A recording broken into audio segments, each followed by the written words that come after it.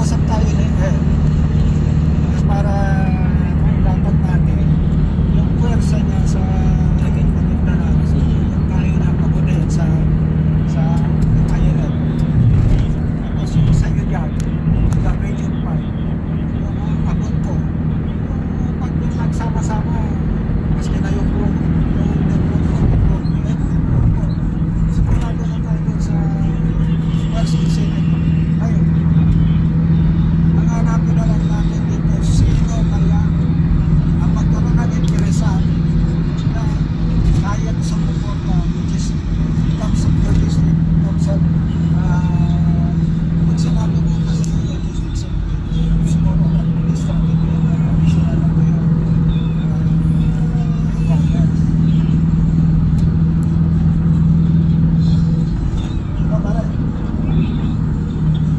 Okay, tsaka yung hanggang sa Cagayan na naubot na medyo kasi yung mga tropa ng Cagayan ang pababaan na magsisuko na rin. Sunod-sunod yung mga magbabalipod na.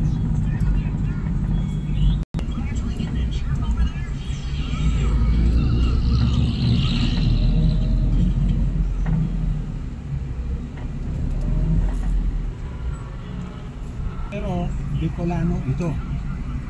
Naikutan niyang Isabela at saka Cagayan. Ito yung kilala ito, nakaharap ko na ito kasama ito ni Ed Cabalo doon sa Pader. Yung People's Alliance for Democracy. Isa ako sa bumuo noon. So in short, si Ed Cabalo ang National Vice Chairman. So katatapos lang namin nag-usap.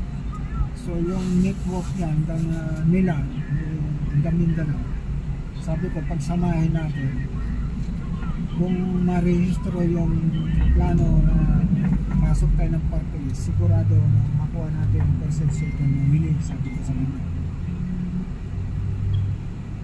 So nasa ano siya, Kawayan, yung kanyang asawa, taga Kawayan.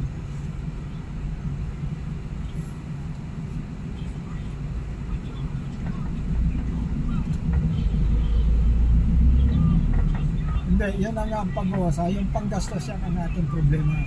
So ibig sabihin, para makagalaw nga tayo, naghanap ngayon ako. So itong nakita ko na isang paraan na matulungan itong general contractor, makahanap tayo ng project, ibigay natin sa kanya, maunggunan tayo. Naghanap rin ako ng makapagpairam na sasakyan na magamit ko para makaikot ako. Kasi kung makaikot ako, madali nang mamalibos doon sa datakuan. Kasi katulad ni Governor Cambit, naging tayo naman ako, security officer na kanya, never makamali na Nueva Ecija. Pagdating sa Palawan, mag-assistant provincial direction ako doon sa Romblon, sa Mindoro.